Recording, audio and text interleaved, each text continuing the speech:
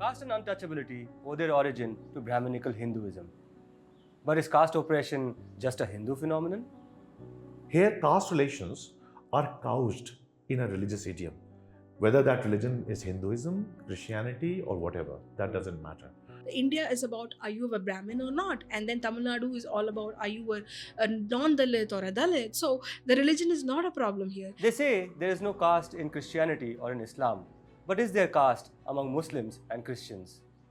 If not, who then are the Pasmanda Muslims? Who are the Dalit Christians? Who are the Dalit Muslims? You cannot call Malcolm X white because he became Muslim. What happened to those communities who converted out of Hinduism in search of liberation? You let this person sit in front of me, and next day Emmanuel Segrin is killed along with a lot of people, and everybody are Christians. It's a threat. And this kind of a polarizing and threatening language, I've never heard in the anti-caste discourse earlier. This is very recent. When you talk about Christian politics, when you talk about Muslim politics, when you talk about Hindu politics, it is basically privileged caste politics that we are talking about. And in all these traditions, they are having a very tense relationship with the anti-caste thinkers in all these communities. The demand that Dalit Muslims, Dalit Christians, and Pasmanda Muslims should benefit from affirmative action has many bitter opponents. The BJP, Sangh Parivar, and Prime Minister Narendra Modi represent only just one section of that opposition. Within the church, I'm an untouchable. Within my church, the church which I stopped going to, where the church which my elders, my ancestors built, where the Dalit women are made to sweep the church. Why so many years for generation only Dalit women sweep the church? The assertion of caste-oppressed Muslims and Christians has come under attack from the church establishment as well as from groups of Islamists.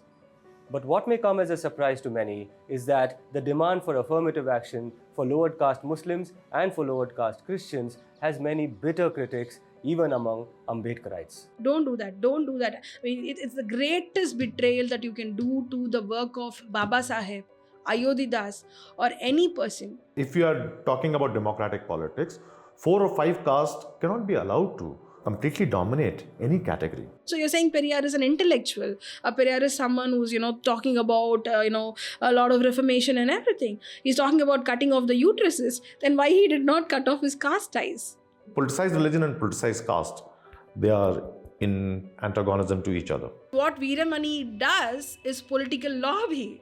Right now, anti-caste discourse is facing a severe crisis, right? It has reached a plateau. Pasmanda discourse has a counter slogan. It says, "Jiski jitni sankhya bhari, uski utni zimmedari." I don't want to lose my roots. I am a scheduled caste person. It's not about reservation, it's about the identity. So can we start democratizing the anti-caste discourse? Can we start diversifying the anti-caste discourse? Can we start decolonizing the anti-discourse? And my sense is, it will not weaken, it will strengthen those communities which are leading the anti-caste discourse. We spoke to two of the country's most prominent voices in the anti-caste movement among Christians and among Muslims, Professor Khalid Anis Ansari and Shalin Maria Lawrence. Whenever there is a caste honor killing happens or anything happens, we apply for, SC/ST POA for the victims. Something happens to me or Kadir, SC/ST POA will not be, applied. Caste has to be relocated as a South Asian phenomenon, which organizes power, it organizes land, it organizes knowledge, sexuality, and so on. So we want Jati level data. That will help us in recategorization better. That will give us a sense of which community stands where in terms of representation, in terms of power, and so on. Join us in this special two-part series as we try to understand the ism of the anti-caste movement among Muslims and among Christians. The most influential ism in the country today appears to be Hindutva.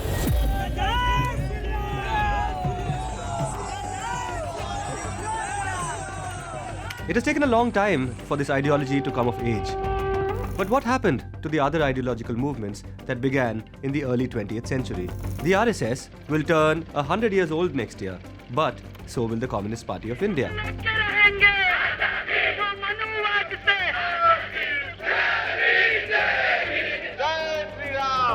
Ambedkarism, Marxism, liberalism, Dravidianism, feminism, Gandhiism. What role are these great big isms of the 20th century playing in the 21st century? What relevance do they have today? I have a dream.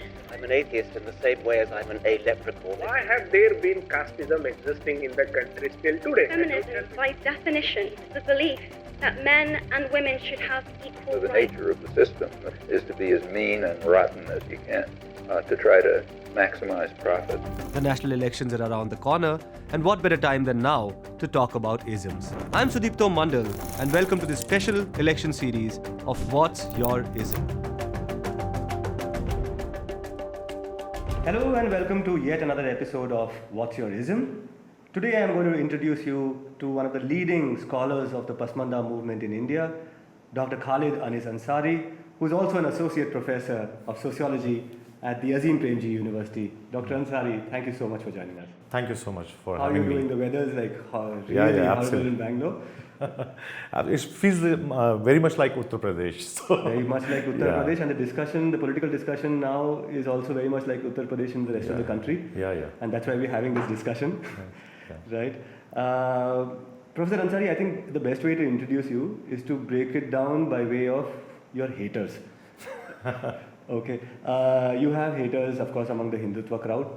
You do have haters and critics among Islamists and Muslim scholars, and also a section of the Ambedkarite Hindu Buddhist scholars or activists, voices, whatever. We'll leave that a little open.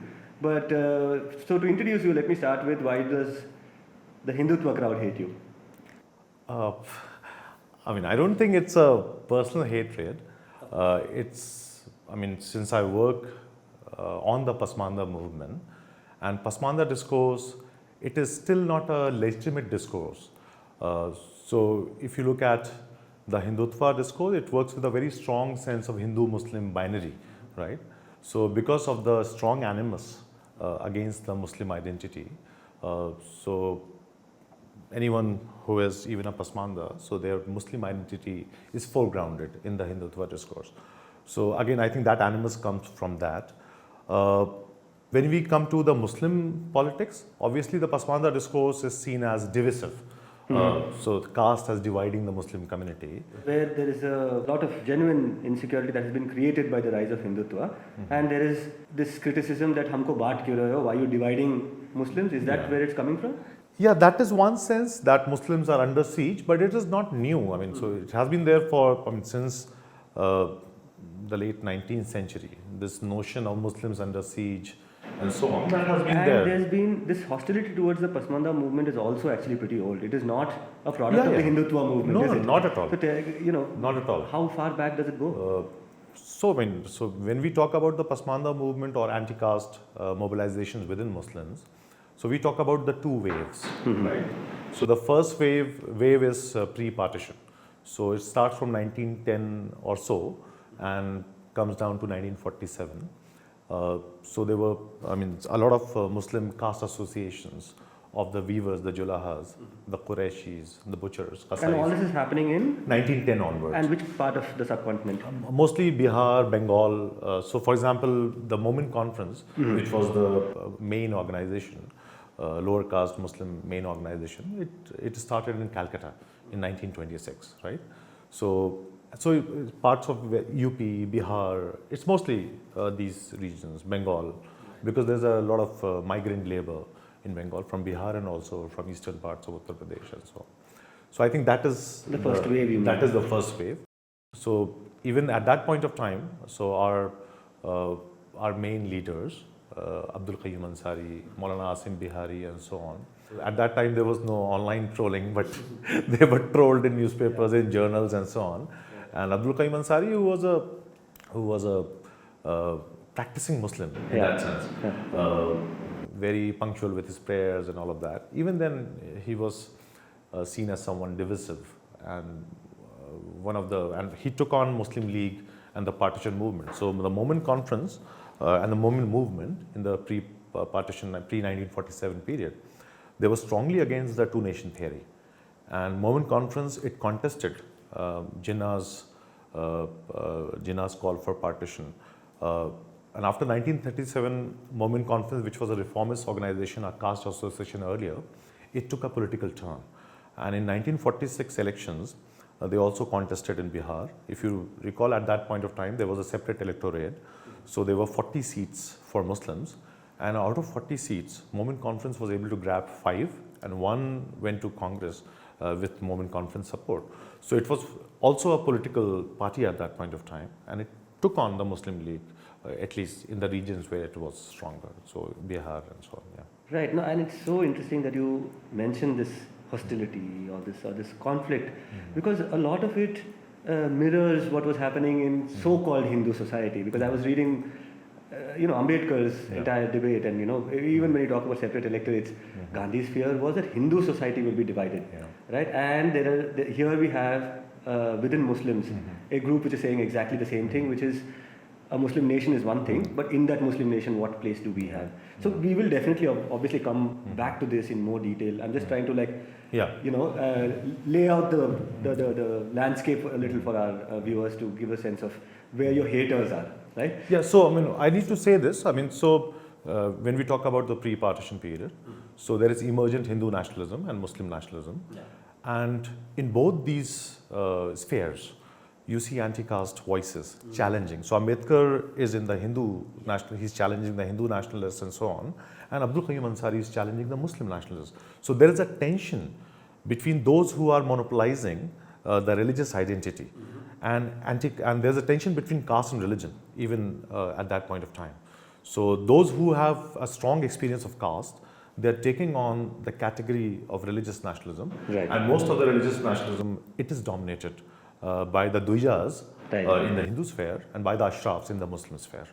So the Muslim League movement interest in erasing the conversation around caste. Absolutely. People who have no interest in erasing caste, but who want to erase the conversation around caste. Yeah. Now, the third category of your detractors, haters is too strong a term. I'm using an online term, but these detractors come from the Ambedkarite tradition.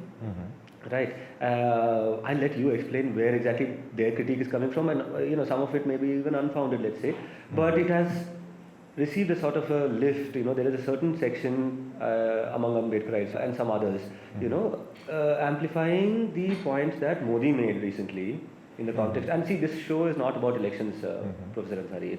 It's about isms, it's about ideologies, which I suppose are relevant in the context of the elections.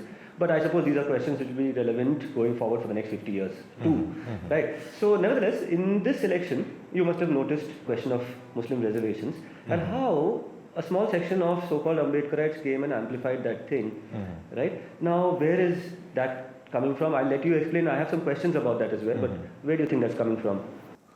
So again, it's a complicated question, but I could discuss this with 3 broad themes. So one is how we frame and interpret caste in general. So once we try to discuss that, then obviously there's an orthodox view which sees caste as a Hindu phenomena, right? And if caste is a Hindu phenomena, then obviously caste within so-called egalitarian traditions like Islam and Christianity, it becomes an anomaly, right? So, and this is a very dominant view. So it sees that with subsequent Islamization or Christianization, the Muslims and Christians may be able to transcend caste because it is primarily a Hindu phenomenon. This is a very orthodox view, which is shared by also most nationalist thinkers, also anti-caste thinkers. In contrast to this orthodox view, there is a minor Hindu and Buddhist anti-caste thinkers. Again, it gets a bit complicated because many Buddhists and many Sikhs, they are running with the hare and hunting with the hound, if I can say that. But again, we can come back to it later because again, there are all kinds of tensions between the Abrahamic and this Indic distinction at the one hand, and on the other, even the various tensions within the Indic faith family, right? And this distinction in itself is a very politicized distinction, right? It's a complex thing. Probably we'll go into that later. But where this is coming from is that if caste is a Hindu phenomena, obviously it's an illegitimate category within Christians and Muslims, right? So that is, and there is a heterodox view which is a minor view, but it says that caste is a South Asian phenomena. It should be seen as a principle of social stratification, as a principle of political economy where land relations, power and so on are central. In that sense, caste should be seen as a complex where the political economy and ideological factors, they are seen as an articulation, right? So if it's seen as a South Asian phenomena which controls land, power, sexuality, knowledge and so on, irrespective of religious. So all religions are legitimizing that. Right. So Islamic production, religious production in India, it legitimizes caste. The Christian religious production, it also legitimizes caste. So here caste relations are couched in a religious idiom. Whether that religion is Hinduism, Christianity or whatever, that doesn't matter. So this is the heterodox view. Obviously in the mainstream Ambedkarite discourse, it is the orthodox view which is dominant. So again, Muslim lower caste and Christian lower caste, they strive for legitimacy. That caste is there also. They also face humiliation, quotidian violence because of caste, and there's a lot of empirical evidence on that. So that is one. Second is the question of internal justice, right? So obviously reservation has its beneficiaries, and there are some significant caste groups which are numerically significant. They have been able to negotiate with democracy much better than other castes which have lesser numbers, right? So first past the post system it is in per se very insensitive to micro communities. So those communities which politicized earlier within the Dalits, those which have larger numbers, so they have a better chance of negotiating democratic politics. And that is also captured in that Manevar Kashiram slogan, Jiski jitni sankhya bhari, uski utni hissedari, right? Pasmanda discourse has a counter slogan. It says, Jiski jitni sankhya bhari, uski utni zimmedari. So if we are really committed to anti-caste politics, to democratic politics, then those significant caste groups which have larger numbers, they should be sensitive and empathetic to other Dalits, irrespective of religion, which have not been able to make into the democratic game, right? So that is the second. I think there is a closure because some castes, they feel that they have a monopoly over the quota. And the moment someone challenges that, not only Dalit Christians and Dalit Muslims, even some insignificant communities within the so-called Indic or Hindu, Buddhist and Sikh Dalits, if they stake a claim, then obviously there is a blowback from that section. So second, I think, is the closure about what our imagination of justice is, and whether SC quota should be diverse, everyone should have a share in the cake. Third is a much more sinister one, and that is what I say where I compare some of these social media celebrities and some of these academicians. I compare them with mercenaries in the medieval era, the Turco-Abyssinian mercenaries or the Purabiya Rajputs. So they are very Catholic in terms of ideology. They don't have any ideological commitment, and they sell their services to the highest bidder, right?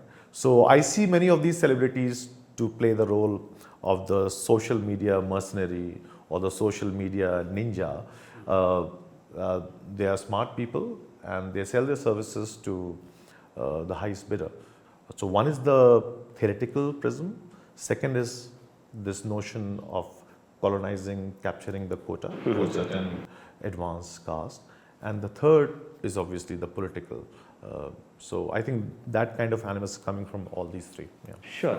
And when you pay attention to what they are saying, or what they want to evoke in somebody, I suppose to a great extent the message seems to be that your share is under threat. Mm-hmm. And that, like you said, you quoted Kanchiram, that need not be, right? What was the term? My Hindi sometimes fails me. Jiski jitni sankhya bhari, uski utni hissedari. That is Kashiram. Which means in proportion to your population, you will be represented. In a situation where there is a barrier to your participation, there is an artificial system that is created to promote your inclusion, right?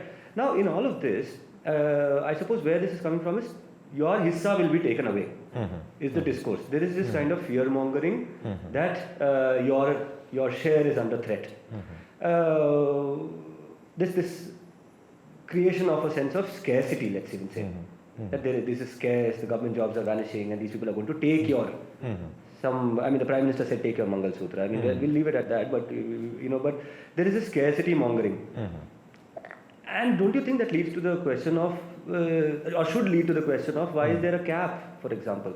When 70-80% of India, perhaps more, even 90% of India is comprised of caste oppressed people, the real question should be, why can't the cap be increased, but instead the focus is on your share will be taken away. Do you see that happening here? I mean, some sections which are used to they're used to benefiting from the quota. So some of that fear, one can understand. But again, we are talking about there's a legitimacy somewhere, no? Obviously, those kinds of fear can be invoked. So families, because there's no creamy layer in the SC quota, right? So some families have been enjoying that for 3-4 generations, that quota. As it is intended to be. Yeah, as it is intended to because be. The entire project is to create intergenerational wealth. Yeah. So some of that fear is legitimate. But again, when we are talking about the SC quota, we are talking about more than 1,000 castes, right? And even after independence, about 540 to 600 castes, Hindu caste, Buddhist caste or Sikh caste, they have been introduced into the SC, right? So the SC list has been constantly expanding. So my counter question would be, if 400, 500 new castes can be introduced in the last 50, 60 years, why can't Dalit Muslims and Dalit Christians be included? One. So that is one. Second, obviously, we are not, the Dalit Muslims and Dalit Christians, their demand is democratic, right? No one is happy to eat into anyone's share. So we are also demanding for a caste census and then increasing of the 50% cap. So increase the cap and subcategorization is not an anathema. Subcategorization is already there in the OBC. In many states, there are subcategories. So in principle, if there are subcategories in any category, that should not be a problem. Because if you are talking about democratic politics, 4 or 5 castes cannot be allowed to completely dominate any category, because that category is for all Dalits, right? So in that sense, there would be demand. If some sections feel that they are being left out of the SC quota, obviously they will raise their demands. Those demands can be in the form of subcategories or whatever form it takes. But the central question is about internal justice.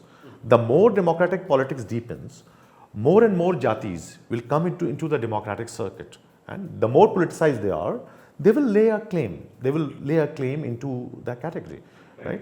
Why do you use the word jati? Because I think jati is the important term. So jati is a widely felt term. So varna doesn't mean anything, right? Here everyone knows their jati, right? Whether it is Hindu, Muslim, Christian or whatever community. So one is quite aware of this jati, and jati is also the principal unit through which marriages take place. It is related to occupation. It is a much more widely felt category. So in that sense, yeah. Because obviously Varna might not apply theoretically, practically in, say, a Christian milieu or a Muslim milieu, but Jati does play a role. Jati does play a role. So the Biradri, the term that is used, or Zaat, which is a term that is used among Muslims, is almost similar to Jati. And the caste census is a tool to demystify or to... Absolutely. That is why when most of these politicians talk about that we'll get data for OBCs or we'll get data for SCs, I think that is not the important point. The important point is to get jati level data for each jati. So for instance, Muslims have 700 jatis. Indian Muslims have 700 jatis. So we don't want data for Indian Muslims as a whole. We want disaggregated data on the jati level, their lived experiences, where they are in the power structures, what is the kind of daily experience of caste discrimination that we face. So among the Muslims, the halal khor Muslim, the bhangi Muslim, the scavenger Muslim, their position is not the same as the Julaha or the Quraishi or the Safi, right? The carpenters or the weavers. And the position of a weaver is, or the position of a butcher, the Qasai, is not the same as the Ashraf, Sayyid, Sheikhs, Mughals and Pathans. So we want jati level data, and that is what was done in the caste census, caste survey data that was released by Bihar. It was the jati level data. So that will help us in recategorization better. That would give us a sense of which community stands where, in terms of representation, in terms of power and so on. So I think when we talk about caste census, then we are actually talking about the jati level data, which jati has how much control over land, over resources, what is their educational standards, literacy rates, endogamy. We need to know how many people are marrying outside their caste. Because in India, most of the marriages are arranged marriages, right? So we need, because endogamy is also a way to perpetuate caste order, right? Through the inheritance, through bequeathing your wealth to the next generation. So we need to find data about marriages. How many endogamous marriages are taking place? How many love marriages are taking place? We need that kind of data, right? So I think caste census is very important to frame any meaningful policy. And many of these debates are happening, many of these contestations, many of these polarized conversations within the Bahujans, they are happening because there is no caste census since 1931, because we don't have data. So we are fighting in the dark. We are just dangling our swords in the dark. So if we have much more meaningful, much more concrete scientific data, probably many of these issues can be resolved through conversations, through a democratic dialogue. So Professor Ansari, let's try and cut rhetoric a little more with some amount of science. Right. Now there is this rhetorical statement which is obviously a lot of hate mongering which Muslims have had to face for a long time, saying that you are Mughal. You've been rulers. And now recently some of the people who've been amplifying Modi have been saying that there is no moral justification for a demand for affirmative action from Muslims because you've been rulers. You don't have moral justification that you're Mughals. Right. Can we go into South Asian history and really actually look at the Mughals? And I remember you talking in the past about the distinction between Mughals and the majority Muslims of the subcontinent. Right? Where does science help us understand this? I mean, we have anthropology, we have history. You tell me. If you look at the South Asian Muslim society, so there are 4 broad status groups, right? So first are the Ashrafs, which are the elite Muslims, the privileged caste Muslims. And there would be caste groups like Sayyid, Sheikhs, Mughals and Pathans. So Mughal would be one jati within the Ashrafs, right? So that is one. The other 3 categories are the backward Muslims who converted from Shudra caste earlier. Then they existed before the Mughals came? Yeah. So or any of these rulers? Absolutely. Before an Islamic ruler set up shop in subcontinental Asia, there was already a very large Muslim population. So there are 2 waves. So the Mughal Sultanate, before that there was the early Delhi Sultanate period. That is where conversions happened. And they kept on happening, I mean, with varying intensity and so on. I mean, to go into conversions, it's in itself a complicated, complex debate. Because at the heart of so-called Muslim empire, the conversions were very low, very less. And most of the conversions happened in the northwestern frontier provinces or the so-called Bengal or Bangladesh region, right? So, and these areas were outside the circuit of caste. Most of the conversions happened from Adivasi communities, those who were living in the forests and so on.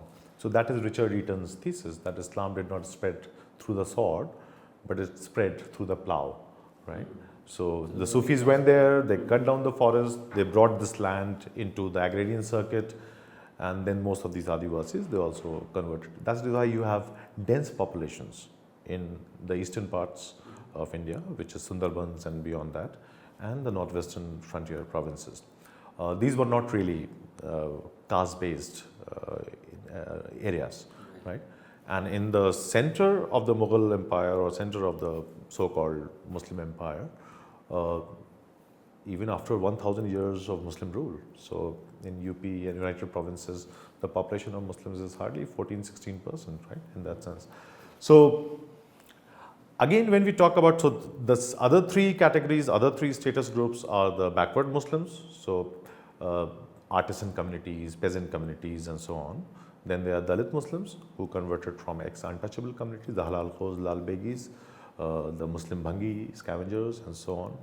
Then there are Adivasi Muslims. So One Gujars, Gond Muslims, Bhil Muslims, Lakshadweep, the Muslims in Lakshadweep.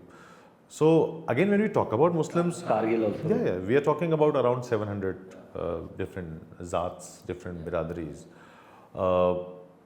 And if you look at medieval history, then the so-called Muslim ruling class had better relations with the so-called Hindu elite classes, right? So if you look at Akbar's court, the Navratnas will include Brahmins like Birbal, Rajputs like Man Singh, and so on, right?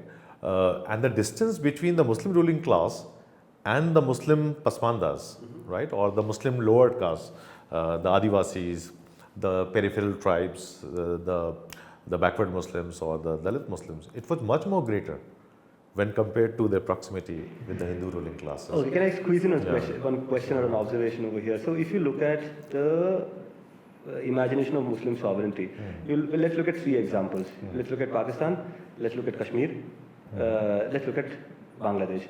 Now in each of these three places, the basic contradiction appears to be, the fault line appears to be along caste lines, because NWFP is the contradiction of Pakistan, which is Pathan Punjabi. Kargil is the contradiction of the Kashmiri imagination for a autonomous region, because Kargili Muslims are like, we are tribal, right? We carried the riches of the Silk Route into the Kashmir Valley so that you could have your art and culture and Wazwan, whatnot. Yeah. We brought the Bakra for your Wazwan. And today, if you look at that Bengali nation, so to speak, and the Muslim Bengali nation, the contradiction of that Muslim Bengali nation is today outside our door, where a Bengali Muslim, let's even say from Bangladesh, is coming and collecting garbage in Hindutva India. Right? You will find Bengali Muslims working in the garbage sector in hard Hindutva states, Rajasthan, Gujarat, Maharashtra. Of course, in Bangalore also, the person who's coming outside. So this is what? The caste contradiction, you think, of these Muslim imaginations of a sovereign nation? I think there are also regional histories, and there is no singular monolithic Muslim culture. Sure. So what works for Western Pakistan or now Pakistan would not have worked for Eastern Pakistan, now Bangladesh, right? And the situation of Kashmir in itself is very diverse. So the experience of a Kashmiri Gujar Muslim or the experience of a Shia Muslim from Kargil, right, is very different. Shia tribal. Tribals also, and sometimes also there are also some other kinds of Shias there. In Kargil? In Kargil, yes. So if you, even in Shias, if you see, there are Sayyids and non-Sayyid Shias. Achha. So the Sayyid Shias would don the black headgear. Non-Sayyids would don the white headgear. Right? So all kinds of differences even within the Kargili Shias. Right? And if you come to the valley, again the valley is dominated by the elite Meers, and so on and so forth. And the lower caste Muslims have usually been used as foot soldiers in the elite games, right? So again, all these regional histories are different, but obviously, I mean, caste is writ all across. I mean, what is partition but caste? So Muslim League is elite aristocratic Muslims. They are extremely skeptical of land reforms because of the Nehruvian, this notion that Nehru was very close to socialist ideals and so on. So many of these landlord aristocratic Muslims, they were extremely anxious, skeptical, and that is where the demand from Pakistan comes from. It comes from the landlords and so on and so forth, right? And it is usually the Aligarh elite, those who studied in Aligarh Muslim University, that campaigned extensively for this independent nation of Pakistan, right? On the basis of religious identity, this notion from this movement from a community to a nation, right? It has an interesting trajectory, but it's very clear this nation is crafted to satisfy the power urges of the Ashraf Muslim aristocratic classes, usually from UP and Bihar, right? And that is why Moment Conference was challenging it. Abdul Qayyum Ansari, he was challenging it. He was from Bihar and originally from UP, but he's worked in Bihar. So again, so that is one of the contexts. But again, I mean, within 20 years, it is very clear that some Muslims are equal, but so that Orwellian, if you give it a spin, all Muslims are equal, but some are more equal than others. That is what the Bengali Muslims felt, and then Bangladesh happened, right? So there are all kinds of cleavages and contradictions within the Muslim society, And just like any other society, I mean, they are diverse, it's a diverse community, and Muslims are made up of flesh and bones. They are as passionate, as crafty, as noble, as truthful, as lying as others. As human As human as, I mean, they're just as human as any other community. Right. Since you mentioned the Aligarh Muslim University, this concert between Aligarh and Banaras, I think that's what we're talking about, right? So it's a long thing, no? So this tug of war between Urdu and Hindi, then AMU and BHU, Exactly. then Muslim League and Hindu Mahasabha, right? Then Pakistan and India. So it's this Hindu-Muslim binary. It's a very colonial. Actually, I mean, you've spoken about it a lot. You think, I mean, I hope I'm quoting you correctly. You say that why is the question of caste being reduced to a Hindu question? Why is it? It is an essentially South Asian question. Now I'm throwing that to you back. And what do you mean by that? And why do you think there's greater need to look at that? I mean, if you look at before late colonial, pre-colonial period, so I can refer you to Norbert Peabody's very interesting essay. I don't recall the title, but it is a paper on a caste census in Rajasthan, which was done by a Hindu Raja, right? So if you look at the tables of that caste census, this is late colonial or pre-colonial probably. If you look at the tables, then there is the distinction between touchable caste and untouchable caste, irrespective of religion. So in touchable caste, you'll find Brahmins, you'll find Sayyids, you'll find other community Pathans there, and among untouchable castes, you'll find the Muslim Julaha, you'll find other castes. So in that table, it's very clear in the pre-colonial imagination, religion is not the overarching category, right? Caste is a much more stronger category at that point of time. But if you look at the colonial census, right, religion becomes an overarching category, and caste becomes an internal moment within the religious identity. Right? So this is a shift that happens over a period of time, and that is where, so when someone says that caste is invented, so my spin on this invention is that caste, being a South Asian phenomena, a pan-religious category, which is a social stratification, it's a complex of social stratification, complex of political economy and religious ideology. It is reduced to an internal moment of Hinduism during the colonial period, right? And that is what I'm saying is the orthodox view of caste, that caste is a Hindu phenomena. It's a religious phenomena. And once you interpret caste as a Hindu phenomena, then obviously caste within Islam and Christianity become anomalies, right? And the idea is that with subsequent Islamization or Christianization, caste will be annihilated within Muslim, but that has not happened. Empirical reality is different, because who leads the Islamization campaigns in India? So if you look at Islamization or Islamist political formations, it is Sayyid Abul Ala Maududi, right, whose imagination is large. Right. And so there's a certain Puritanism also, I mean, in terms of theology also. Yeah, and Maududi is a casteist, in the sense that if you erase caste, that is also casteism, in a sense. Of course. Yeah, when absolutely. you invisibilize it, you invisibilize it. That is also, yeah. So what is happening is that the faith identities, they are working as equalizers. They are working to erase the experience of caste within different faith traditions. And that is what I alluded to earlier, that caste and religious identity are in tension. So when I'm using the term religion, I'm not using in the wider sense, where religion could also correspond to metaphorical explanations of existence and spirituality and so on. But when I'm using the term religion, I'm using it in a very concrete, politicized sense. Religion as a political category, not as a category of faith or spirituality and so on. So in that sense, a political category in which power has been divided unequally. Where religion category is the euphemism. It's a proxy for upper caste power across religious communities, right? Yeah. So when we talk about Christian politics, when you talk about Muslim politics, when you talk about Hindu politics, it is basically privileged caste politics that we are talking about. And in all these traditions, they are having a very tense relationship with the anti-caste thinkers in all these communities. So Muslim Pasmanda, Dalits, Muslim backward classes, Adivasis, they are taking on the Muslim politics, because that is basically Ashrafiya politics, right? Ambedkar and the anti-caste tradition, it is taking on the Hindutva politics, because that is basically the Dwij or the Brahminical politics, right?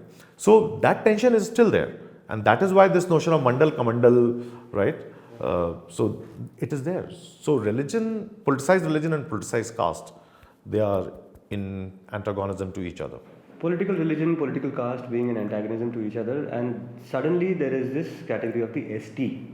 A lot of people talk about, and this is something I just wanted to probably comment on in passing, which is that in ST there is no bar for religion, whereas in SC there is a bar for religion. Chandrachud's son has brought out a new book, and he says that there is a religious bar on SCs to disincentivize moving out of Hinduism, to penalize them for moving out of Hinduism. On the other hand, there is no bar on exit in the ST category, which means you can take on any religion, to encourage them to Hinduize. And we have seen this in different parts of India, all the way up to Ladakh, where we have seen the invocation of the Hindu identity among Ladakhi Buddhists. You are definitely familiar with the work of the Vanvasi Kalyan Ashram and all these, who are trying to convert the tribal into a Hindu. We have seen that in the Northeast as well now. Right? There are Meitei anthropologists who will say we are originally tribal, but today they are what they are. They are Hindu.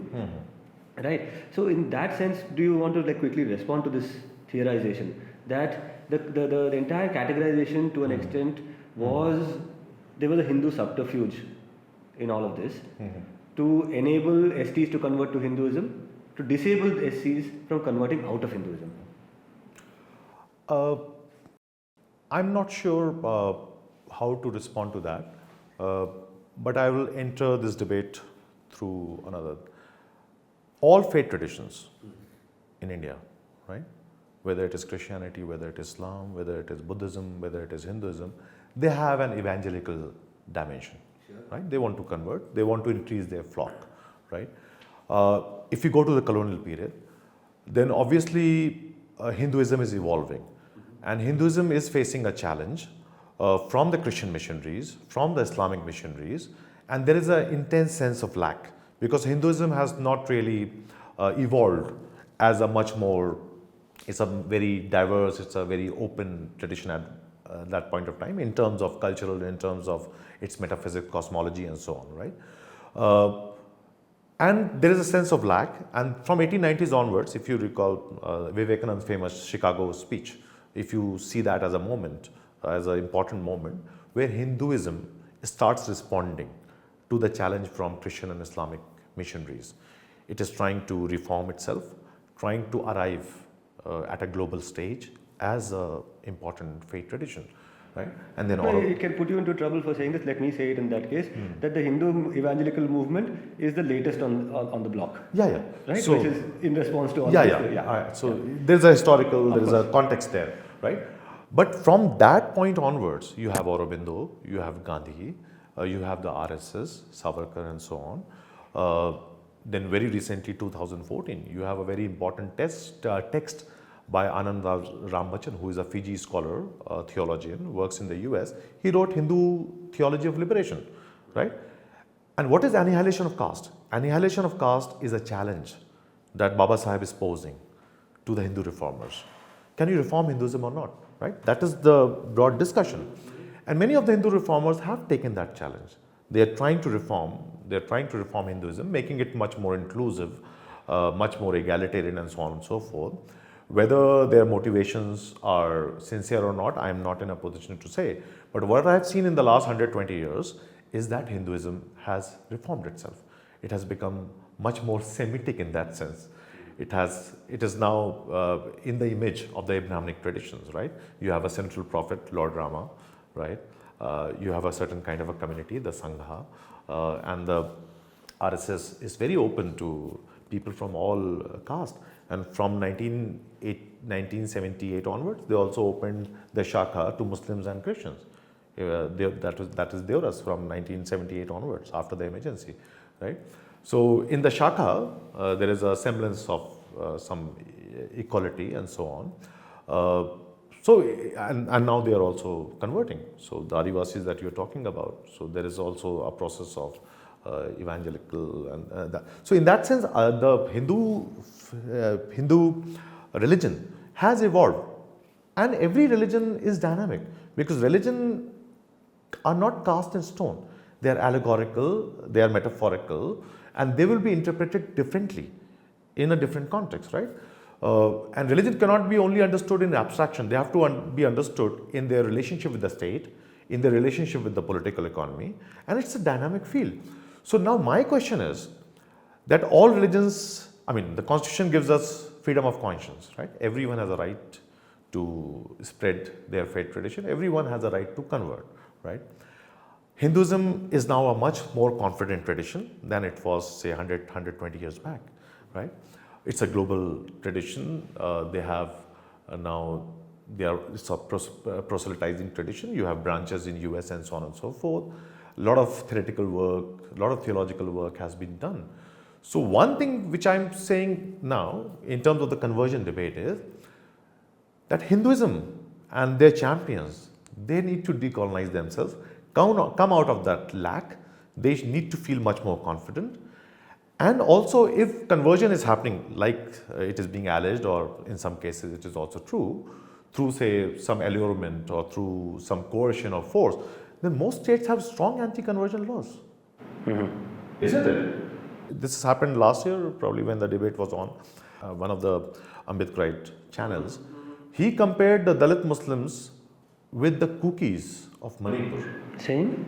In the sense that if you raise this demand, we'll treat you like cookies.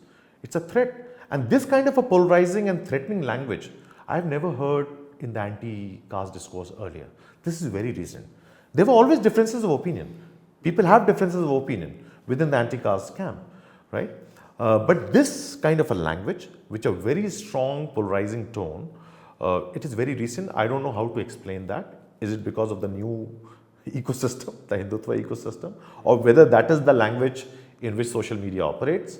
That is the language which is available to those who move in the attention economy. I'm not sure how that works. But this language from anti-caste people, from anti-caste intellectuals and social media celebrities, this language is very new for me. I don't expect people who are fighting for justice, who are in the anti-caste discourse, to use that kind of a strong language against one of the most marginalized communities, which are Dalit Muslims and Dalit Christians, right? So again, this is something I'm not able to figure out what exactly is happening. So Shalin was bringing my attention to something very important. You know, she said, firstly, I mean, there are people who have said, you know, what is the anti-caste in Christianity, right? And you can answer that theologically, or like Shalin did, you can answer that in terms of historical fights that Dalit Christians have fought, right? And she was talking about from the time of Emmanuel Sekharan and all of that. And then she brought attention to the people who are at the moment fighting atrocities in Tamil Nadu. You have someone like a Kadir, I don't know if you've heard of this name, Evidence Kadir, Shalin herself. And she's like, we are going to some of the most dangerous places in Tamil Nadu to fight for the rights of Dalits who've been victims of atrocities. In many cases, these Dalits happen to be Christian. In our case, if something happens to us, we can't even invoke the Atrocities Act. And that actually set me off in a completely different direction. And the real question that comes out of that is, it's not only about share in the pie, right? It is about addressing questions of life and limb. It's about addressing questions of humiliation, of dignity, of self-respect, right? So how much of that is applicable in the Muslim dynamic? The question of humiliation, the question of violence. And violence, of course, I mean, we don't want to look at the dictionary sense of violence. You know that violence can come through frameworks, violence can come through many ways, not necessarily cutting and chopping, right? How does, if they were to be a Dalit Muslim category, let's say. So, I mean, Dalit Muslims or even Pasmanda Muslims in general, they face two kinds of violence, right? One is the communal violence, because when communal riots happen or lynchings happen, then most of the victims in communal violence or in lynchings, they are the Pasmanda Muslims, right? Because if you complicate it further, complicate communal violence through space, Where does this violence happen? In slums, right? Where the poor Muslims live. And who are the poor Muslims? There's a strong caste and class correlationship. So most of the poor Muslims would be Pasmanda Muslims. If you complicate that with occupation, for example, most of these lynchings around cow, right?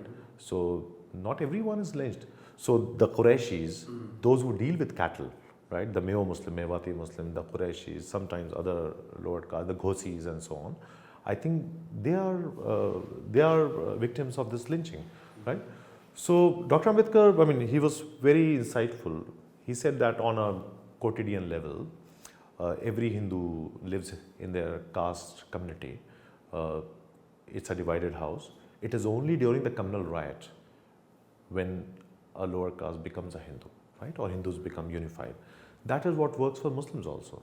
The life of Muslims, it's a heterogeneous community. It's not a monolithic community. And Hindu and Muslim is produced through the riot, right? So that is one form of violence. So I would say that communal violence, it is not only communal violence in the sense of religion. If communal violence is deployed by the ruling classes to unite people in terms of vertical solidarities of Hindus and Muslims, it is also caste violence. The communal violence is basically caste violence, right? Because communal violence is a strategic deployment, it's a strategic violence by the ruling classes, right? To erase the question of caste, to erase the question of internal justice, to erase the question of caste experience within all religious communities, right? So that is one. Second, on a daily level, there is also Muslim violence, right?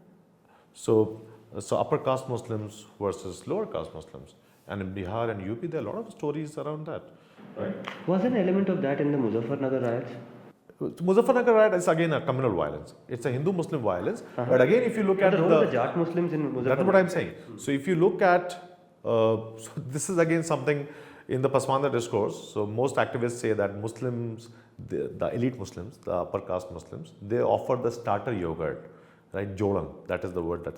So when you prepare curd, okay, so you add a starter yogurt and then the curd of communalism is created. So the idea is that the Hindu upper caste and Muslim upper caste, they are complicit in this violence, in this communal discourse. In stoking it, triggering it, sparking it. So that is what happened even in Muzaffarnagar. There was a huge discussion in one of the mosques, outside one of the mosques, in a Jummah prayers. And that is when the Jat Mahasabha and all of that started.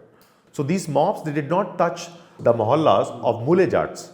They did not touch the Gujar Muslims. They did not touch the Pathan localities. Who got lynched? Who got victimized in this violence? The Teli Musalman, the Julaha Musalman, the Hajjams, the Nais, who lived in the Jat villages, they were usually victimized, right? So even here you see, it's not a Muslim violence, again, in that sense. Not every Muslim is equally affected in communal violence. It is the lower caste, the Pasmanda Muslims, who are mostly affected, right? Whether it is Gujarat, whether it is Bombay, whether it is Muradabad, whether it is Muzaffarnagar. There might be a few exceptions here and there, right? But broadly, most victims are the Pasmanda Muslims. So that would be so there is Hindu-Muslim violence, which is a much more strategic violence. I would say it is planned. It's a planned kind of violence, and that is how the Hindu and Muslim is produced on a quotidian level through the riot. And then there is Muslim-Muslim violence, Hindu-Hindu violence between elite caste and lower caste within Hindus and within Muslims, which is much more quotidian. It is much more organic. Right? I would distinguish between these two kinds of violence, but in both kinds of violence, it is the lower caste who bears the brunt, it is the lower caste who is used as a foot soldier, and so on. Okay, I just wanted to moving on, when you look at the question of Hindus, Muslims, Buddhists, Sikhs, the entire South Asian discourse around caste, you've talked about decolonizing our understanding of how caste operates. Do you want to get into that and talk about what does it mean? You talked about decolonizing from the perspective of the Muslim colony or the Hindu colony, but from the perspective of the imperial colonist, right? Is there any lens correcting that needs to happen in today's time, different from how it was seen in colonial times? Yeah.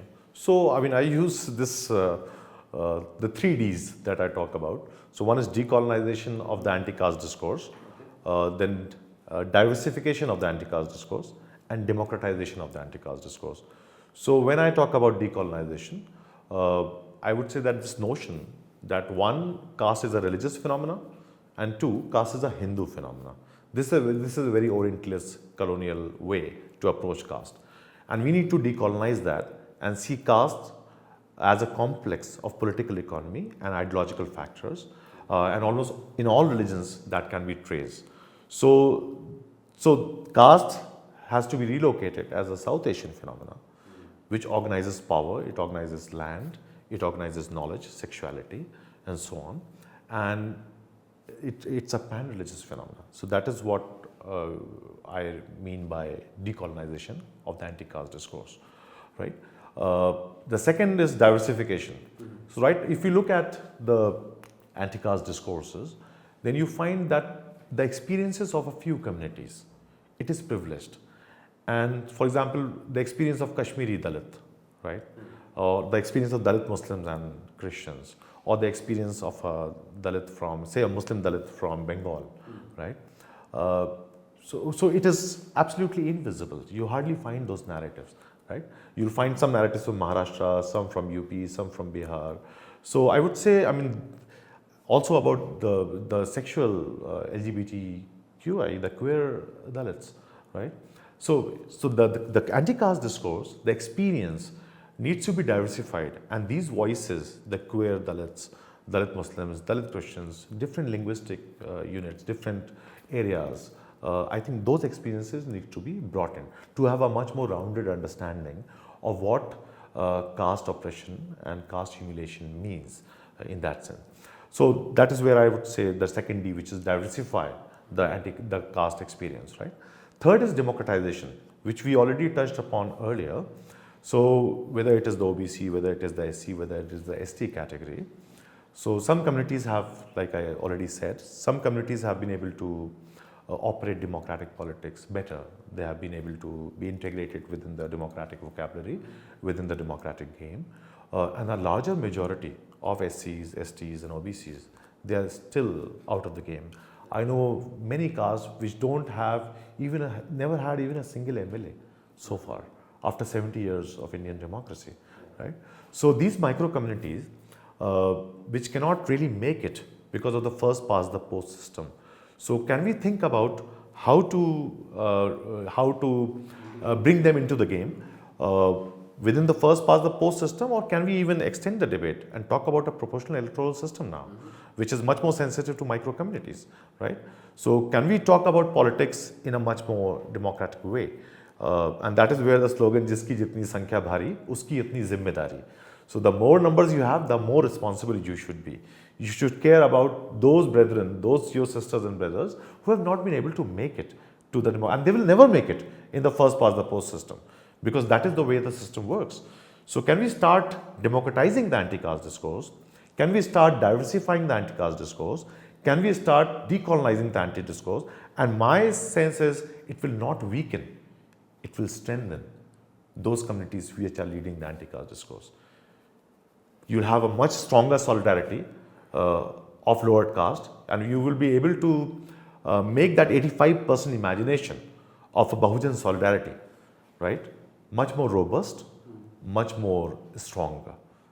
Decolonize, diversify, democratize. And this you think can break, not break, but help us evolve from the colonial conception of caste? Yeah, colonial, also post-colonial. Post-colonial. So there are closures. And right now, anti-caste discourse is facing a severe crisis, right? It has reached a plateau.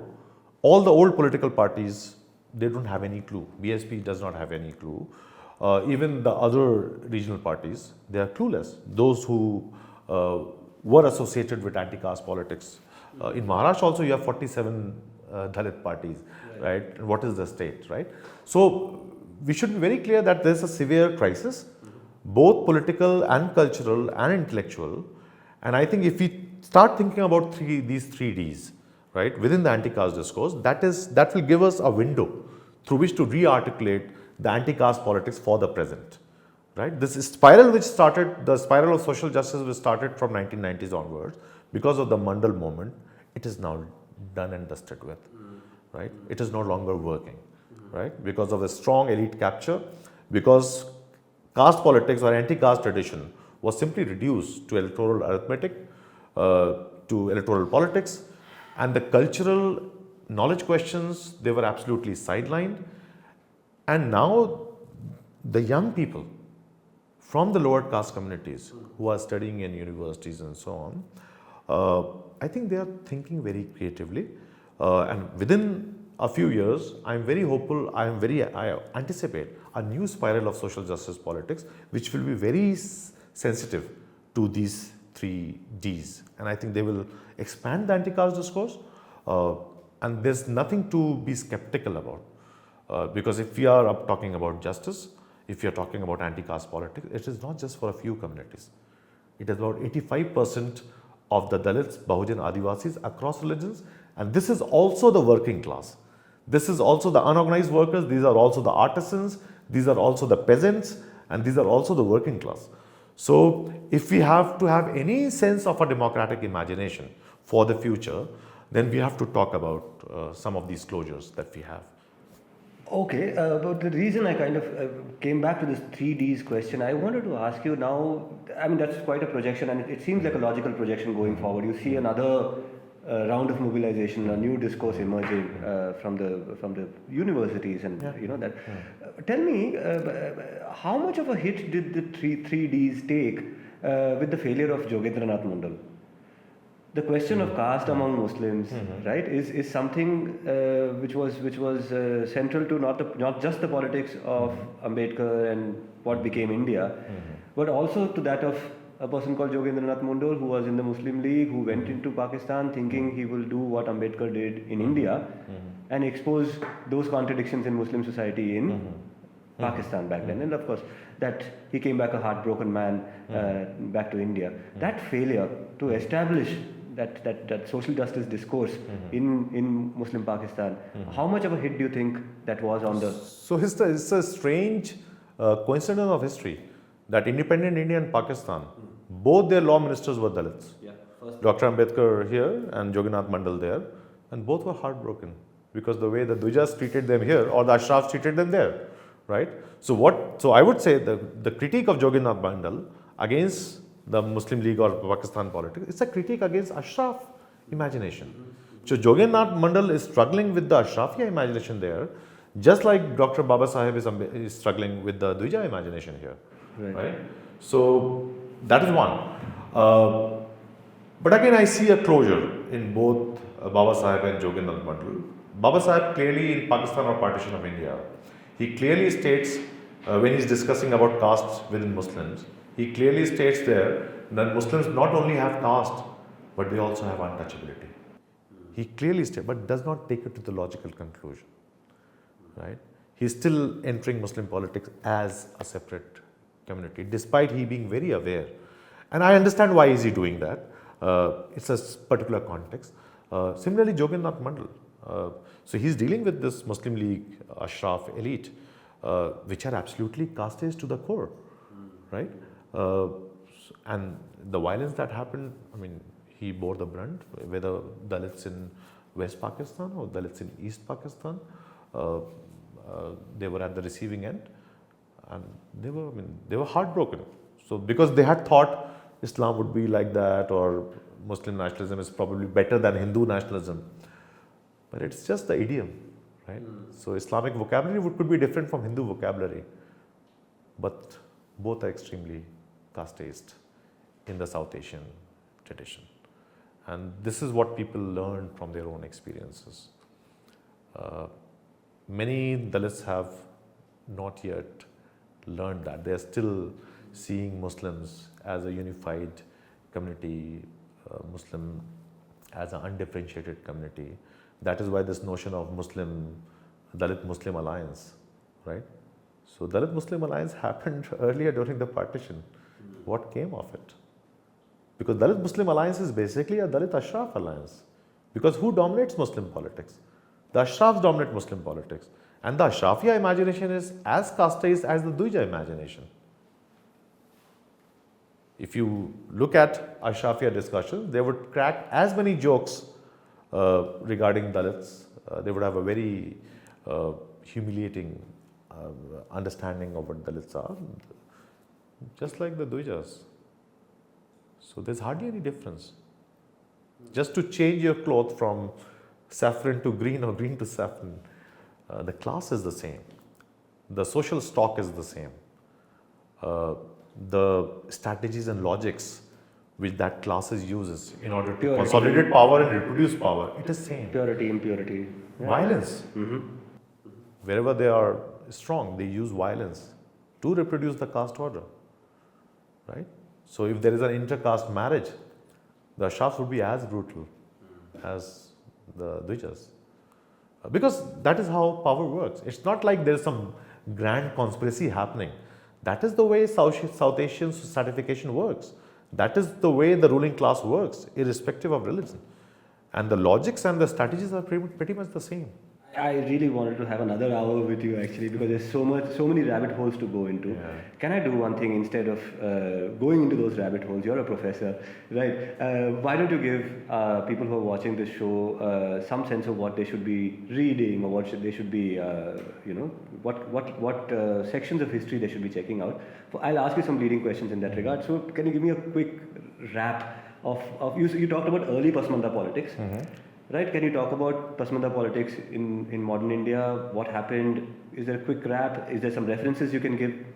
Yeah, so for us to read? So because of the nature of our conversation, we could not go into those questions. But if you look at the Pasmanda category, so it was coined in 1998 by Ali Anwar, who founded, along with many other activists, the All India Pasmanda Muslim Mahas, right? And Ali Anwar also wrote a book titled Masawat Ki Jang, which can be translated as Battle for Equality. So Masawat means equality, Jang, it's a war or battle. So the battle for equality. This is the first robust articulation of Muslim caste politics, right? So if someone wants to start, wants to read on the Pasmanda discourse, I think that is the place to begin with. Masawat Ki Jang, it also has an English translation now, right? So both Hindi and English translations are there. But the Hindi that Ali Anwar uses, because Ali Anwar was an accomplished journalist, so there's a very different flavor in the Hindi language, which is lost in translation when the English word. If not for the literary value, for the empirical value. Yeah. So if someone understands and can read Hindi, I would always urge them to read the Hindi version, the original version. But for the empirical value, read the English one. Yeah. So I think that is where one should begin with. Then there are other writers, Masood Alam Falahi. Again, I think his book Hindustan Mein Zaat Paat aur Musliman, he documents 1,000 years of casteist fatwas here. So that is the term that is used, Manu Mullahs, right? Those mullahs who are legitimizing the graded inequality within South Asian Islam. So it's an interesting compendium, a very good compilation of 1,000 years of fatwas. So Masood Alam Falahi could be there. Then obviously there are a lot of other writers, including Khalid Anis Ansari. So there are others. So yeah. Okay, and do please read Khalid Anis Ansari. I wish I had more time with you, Professor Ansari, but that's all the time we have. That was Khalid Anis Ansari and his ism. Some of you would have agreed with him, some of you have disagreements, I'm assuming. Please do write in with your comments. That's all we have for you today in this episode. See you next time. Thank you. Thank you, Sudipto. Thank you.